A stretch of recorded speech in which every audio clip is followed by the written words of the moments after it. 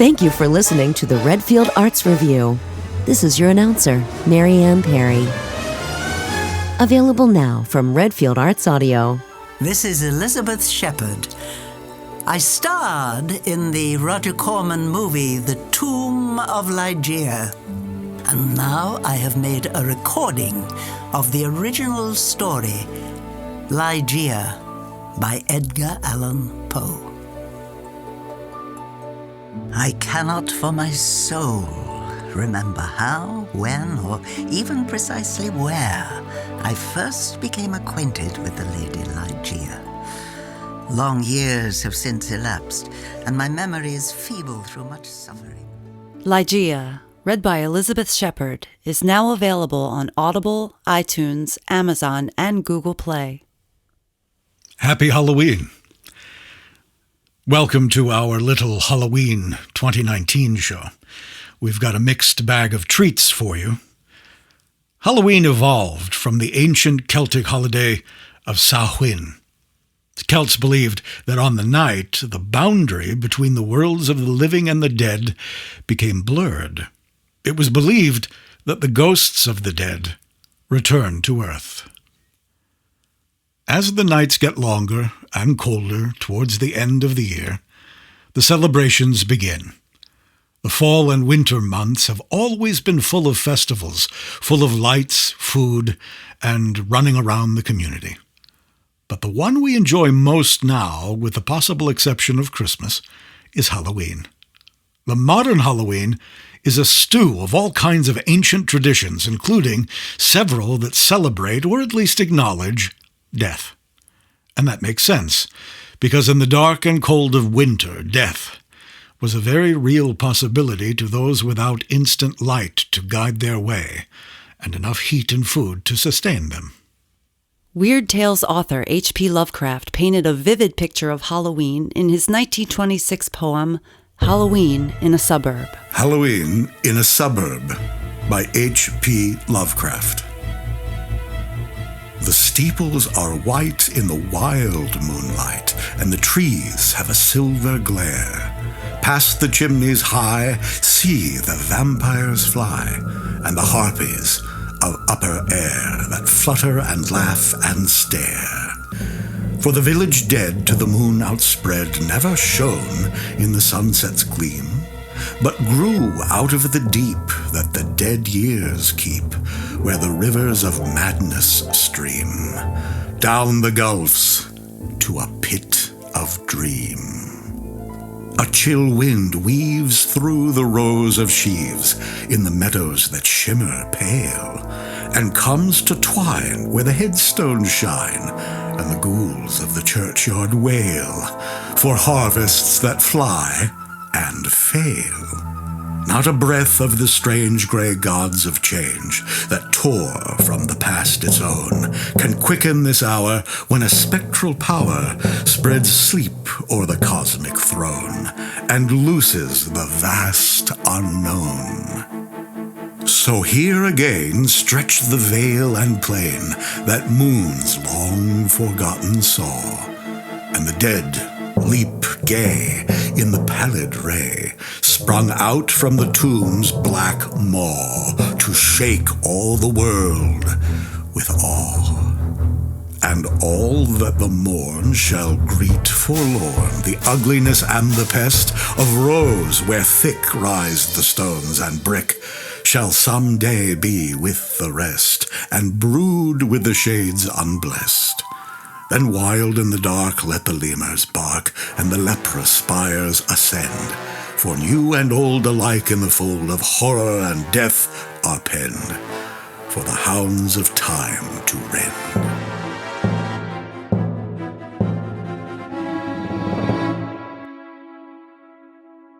Halloween bears little resemblance to what Pope Gregory wanted in 868 AD, when he moved the celebration of All Hallows' Day, and perhaps unwittingly created an evening before celebration called Hallows Eve.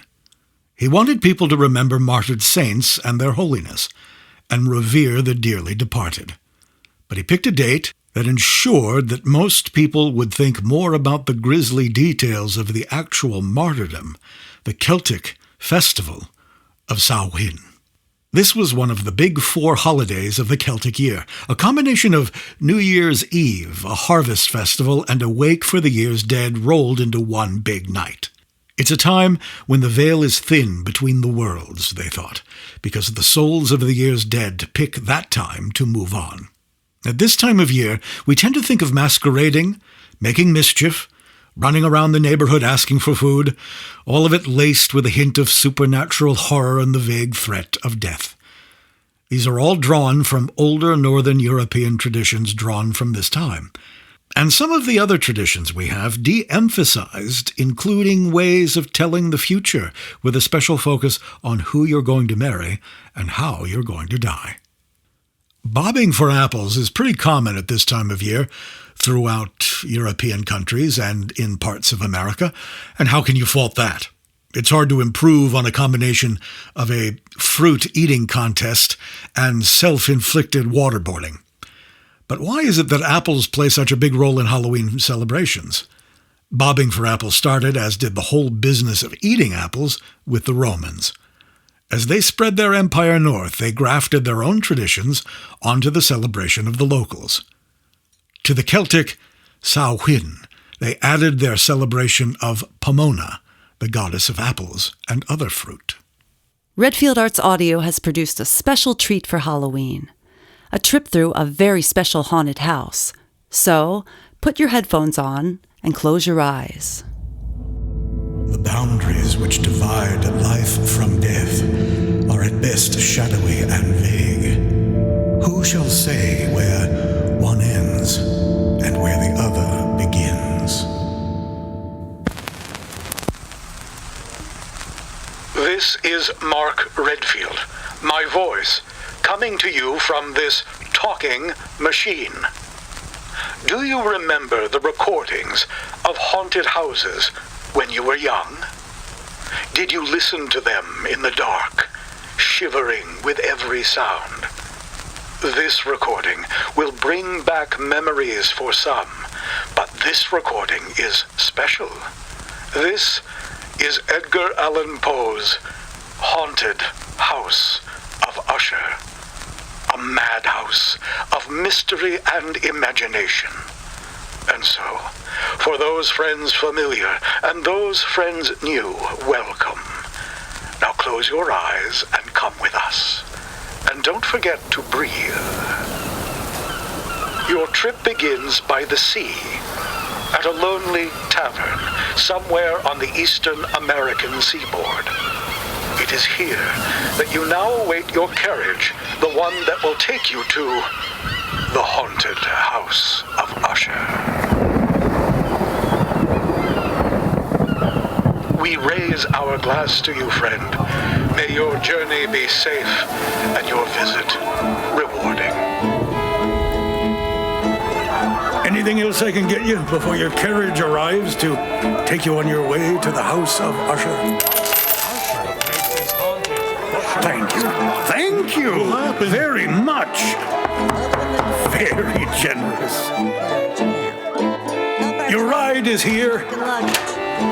Storms are coming in fast. Better get going. Safe journey to you.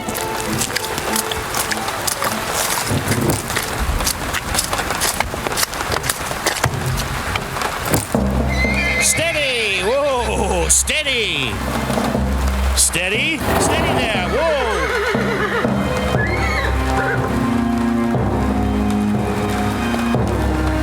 Yeah. Giddy up. Yeah.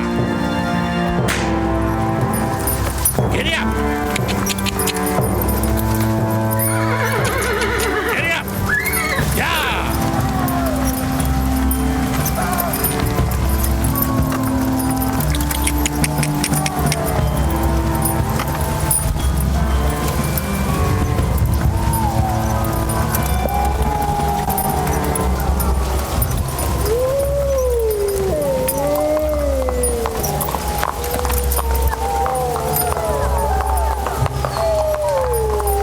Steady! Whoa! Steady!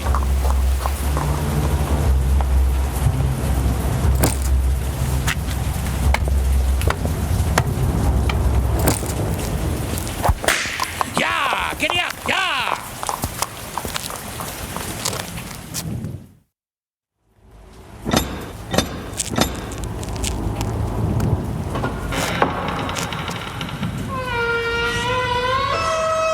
Welcome.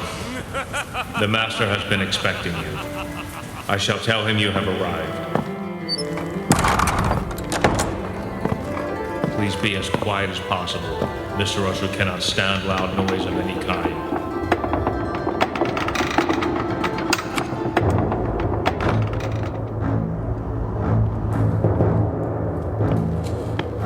My name is Roderick Usher. Welcome to my house. Welcome to the house of Usher. This way, please, to your room.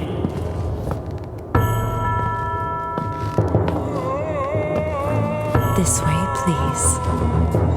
The greenest of our valleys by good angels tenanted. Once a fair and stately palace, radiant palace, reared its head. In the monarch thought's dominion, it stood there. Never seraphs. I've turned the bed down for you. Ring if you need anything. The master will see you in the morning.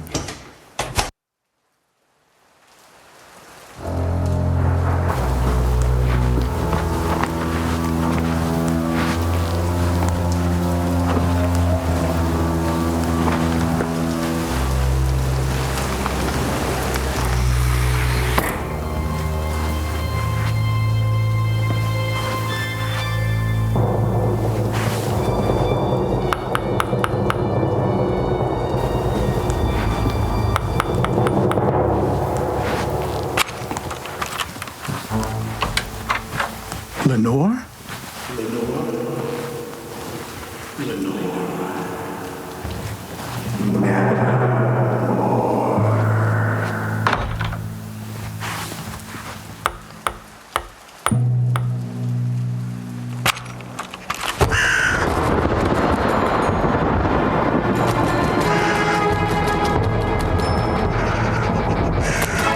Wretch, get thee back to the night's Plutonian shore. Take thy beak from out my heart. Take thy form from off my door. Nevermore. Banners yellow, glorious golden, on its roof did float and flow. All this was in the olden time long ago. And every gentle air that dallied in that sweet day. All the ramparts gleamed and pallid, a winged odor went away.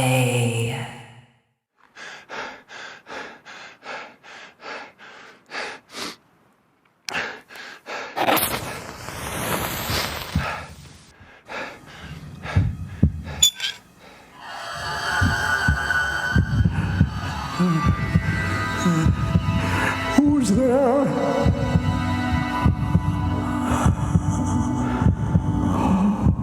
God. That vulture eye. Open. Staring. Hideous.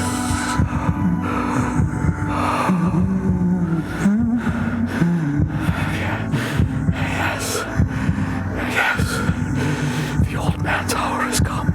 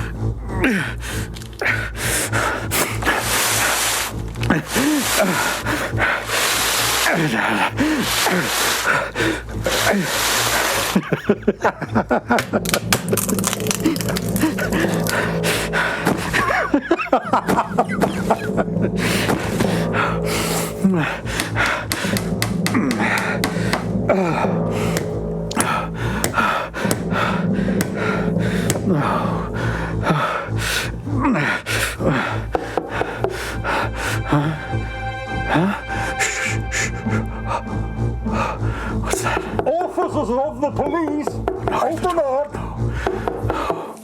No. Oh, no.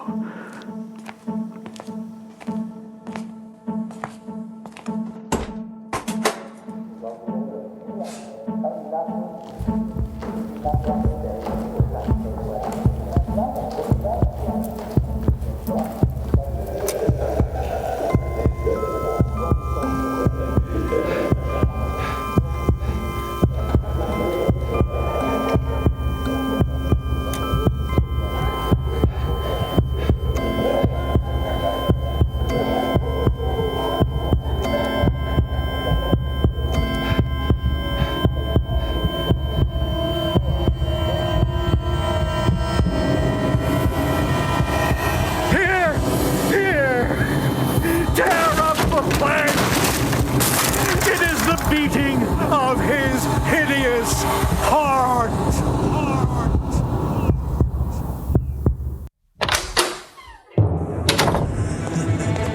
But evil things, in robes of sorrow, assailed the monarch's high estate. Ah, let us mourn, for never morrow shall dawn upon him desolate. And round about his home the glory that blushed and bloomed is but a dim remembered story of the old time. Entombed. Enjoying your stay? Shoo, Pluto, you nasty creature.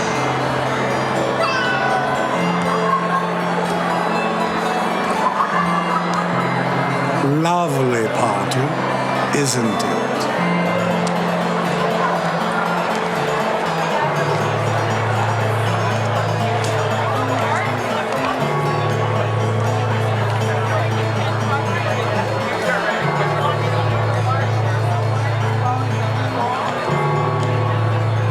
Would you like something to drink, sir?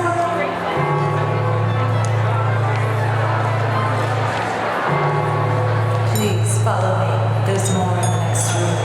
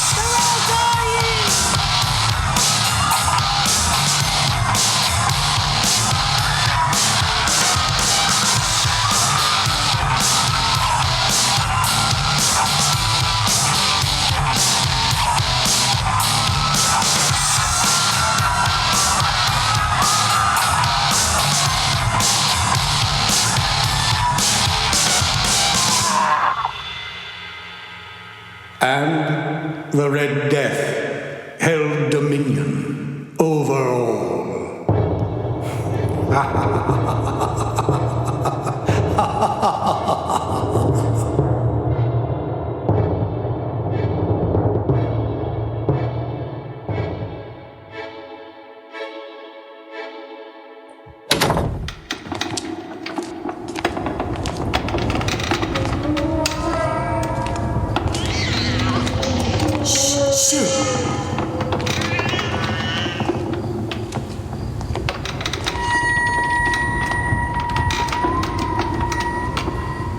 No, not through that door. That's the wine cellar and family burial vaults.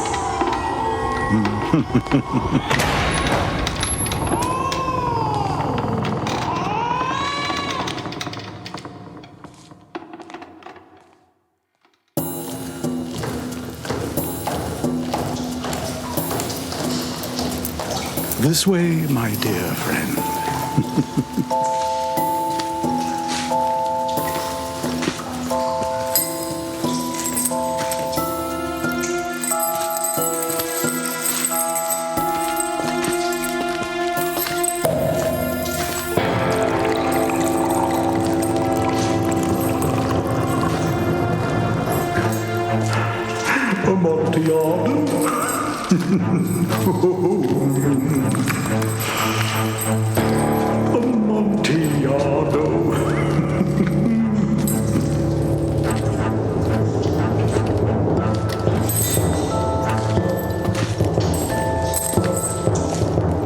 This way.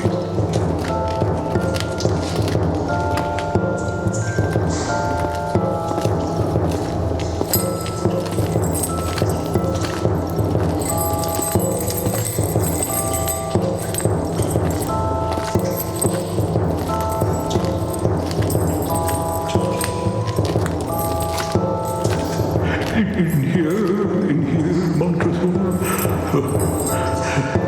Right in here.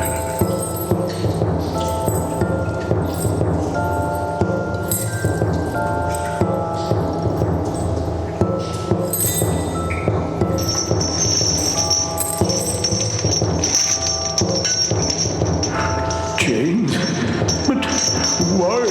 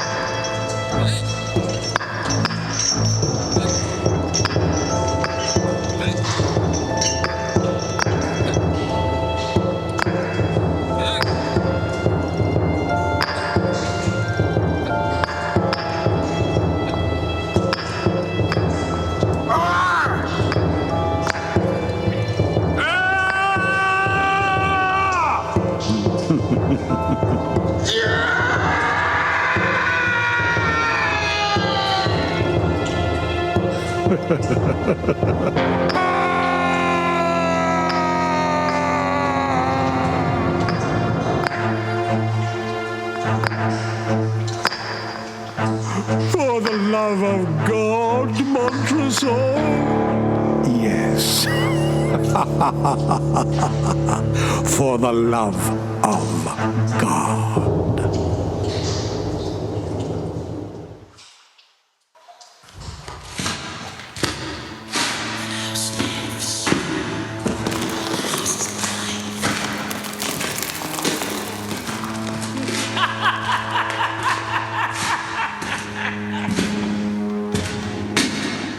And travels now within that valley.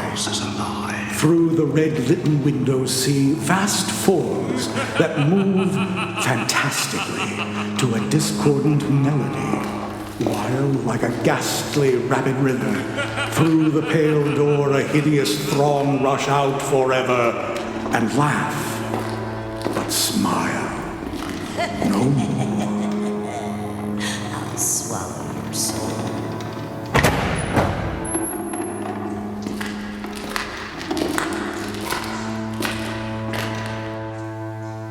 Are you lost, friend? This way. Who, me? I'm Roderick's sister, Madeline. You look afraid. Lie down. Rest.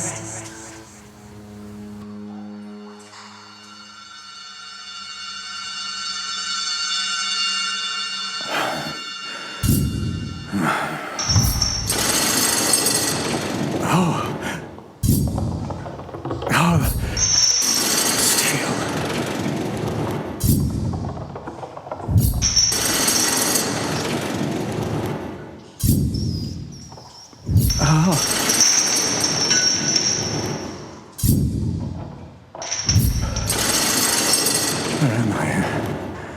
So dark.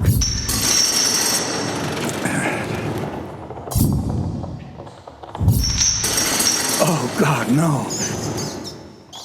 Steel blade. Ah, what's that? What's that on my arm? My head. Oh, no.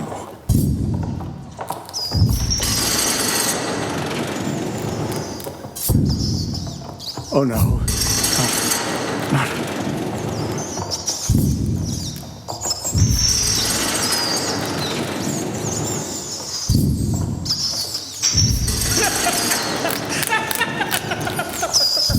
Rats! Rats! Oh, God! Rats! Rats!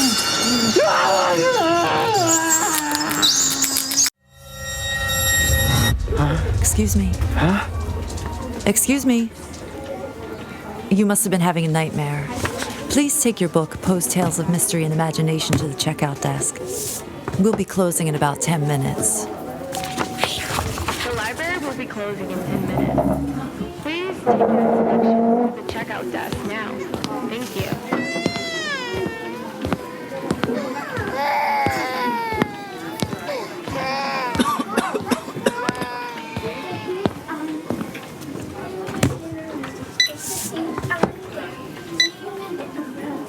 Thank you.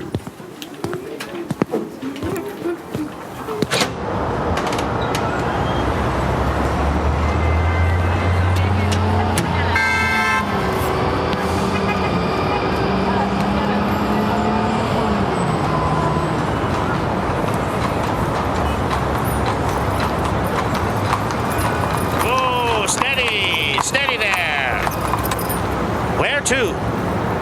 House of Usher? Very well. It's your funeral. Climb aboard, friend. Yeah!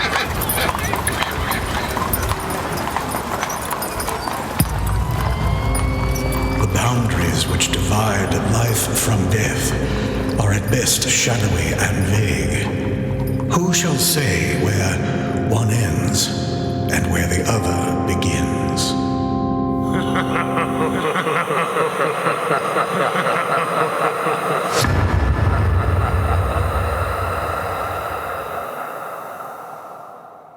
Jack-o'-lanterns were not originally made of pumpkins because the pumpkin wasn't native to Europe. Over there, during their fall festivals, they'd carve out turnips instead, put a candle in them, and carry the ersatz lantern around on Halloween night. Theoretically, the lanterns weren't supposed to ward off the evils that were afoot, but more often they were a sign that the carrier wanted to be fed. Asking for food during the winter months was an old tradition dating back to the feudal society, where serfs were allowed to ask the lord of the manor for food in winter, usually in return for a song or some other kind of entertainment. Imagine if there were Halloween carols. The tradition evolved into carol singing, the European origin of trick-or-treating.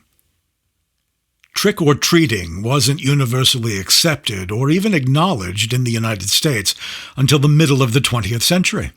The phrase was first recorded in 1921, was wisely resisted as an antisocial practice until the 1950s, and wasn't even used in any other English-speaking countries until the 1980s. It's easy to forget that trick-or-treating wasn't accepted without a fight. Throughout the 1940s, stuffy old matrons frothed at the mouth and wrote letters to their newspapers. Here's one example from our nation's capital. The Commissioners and District of Columbia officials should enact a law to prohibit Beggars' Night at Halloween. It is making gangsters of children. If the parents of these children were fined not less than $25 for putting their children out to beg, they would entertain their children at home. Meg, Washington Post, November 21, 1948. The tide turns thanks to two icons of the media, Charles M. Schulz and Walt Disney. The Peanuts crowd went trick-or-treating in 1951, and the next year, Walt Disney Studios released a cartoon called Trick or Treat, featuring Donald Duck, Huey, Louie, and Dewey, and a witch called Hazel. From this point, the only protesters to the custom were just begging to get their homes egged and toilet papered. Poe didn't go trick-or-treating, but for him, the month of October brings nocturnal trips through dank cemeteries and the mourning of lost love, in his autumnal poem, Ulalume. The skies, they were ashen and sober. The leaves, they were crisped and sere. The leaves, they were withering and sere. It was night in the lonesome October of my most immemorial year. It was hard by the dim lake of Auber, in the misty mid-region of Weir. It was down by the dank tarn of Auber, in the ghoul-haunted woodland of Weir. Here once, through an alley titanic of cypress, I roamed with my soul. Of cypress with Psyche, my soul.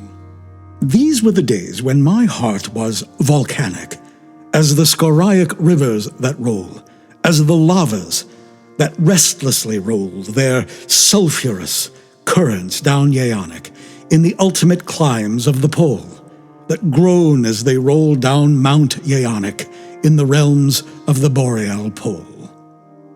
Our talk had been serious and sober, but our thoughts, they were palsied and sere. Our memories were treacherous and sere, for we knew not the month was October, and we marked not the night of the year. Ah, night of all nights in the year. We noted not the dim lake of Auber, though once we had journeyed down here. We remembered not the dank tarn of Auber, nor the ghoul-haunted woodland of Weir. And now, as the night was senescent, and star dials pointed to morn, as the star dials hinted of morn, at the end of our path, a luquescent and nebulous luster was born, out of which a miraculous crescent arose with a duplicate horn, Astarte's bediamonded crescent, distinct with its duplicate horn.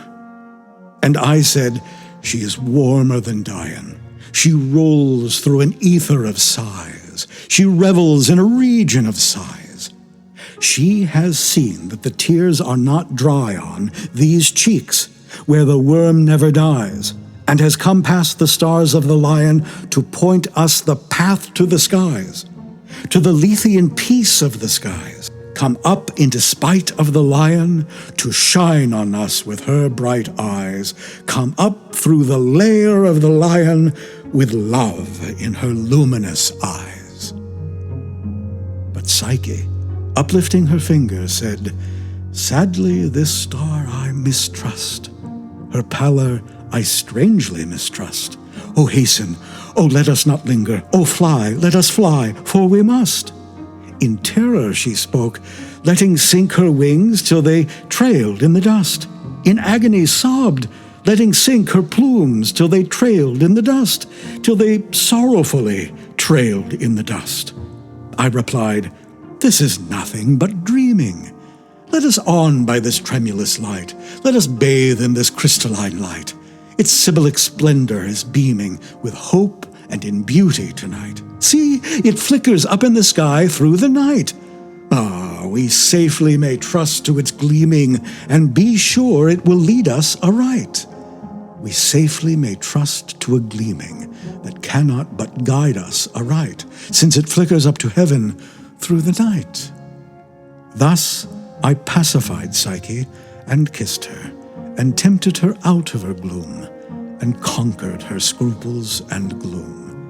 And we passed to the end of the vista, but were stopped by the door of a tomb, by the door of a legended tomb, and I said, what is written, sweet sister, on the door of this legended tomb? She replied, Ulalume. Ulalume, 'tis the vault of thy lost Ulalume. Then my heart, it grew ashen and sober, as the leaves that were crisped and sere, as the leaves that were withering and sere. And I cried, it was surely October, on this very night of last year, that I journeyed down here, that I brought a dread burden down here, on this night of all nights in the year. Oh, what demon has tempted me here? Well, I know now this dim lake of Auber, this misty mid-region of Weir. Well, I know now this dank tarn of Auber, in the ghoul-haunted woodland of Weir.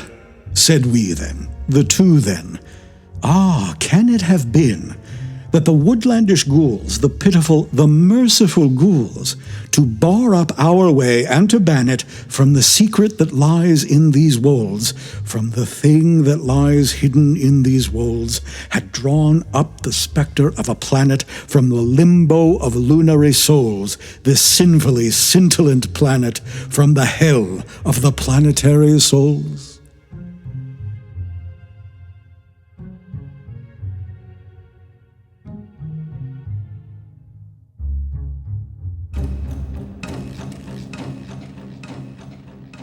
Thank you for listening to the Redfield Arts Revue. Please come back again for our next show. The Redfield Arts Revue and the original content of this program is copyright the Mark Redfield Company. Shopping for Explosives by Coconut Monkey Rocket, licensed under Attribution Non-Commercial International License. All other content used by permission of the respective rights holders or used for educational and informational purposes. Original music, sound design, and engineering is by Jennifer Rouse. This is your announcer, Mary Ann Perry.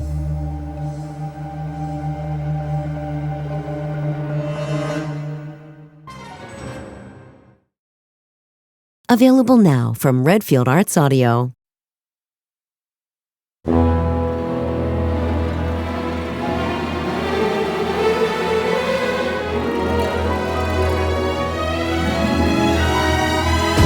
Redfield Arts Audio.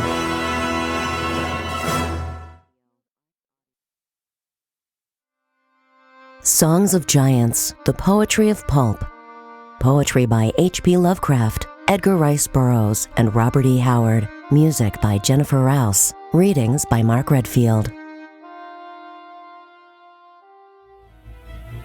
The steeples are white in the wild moonlight, and the trees have a silver glare. Past the chimneys high, see the vampires fly, and the harpies of upper air that flutter and laugh and stare. I carved a woman out of marble when the walls of Athens echoed to my fame, and in the myrtle crown was shrined mine.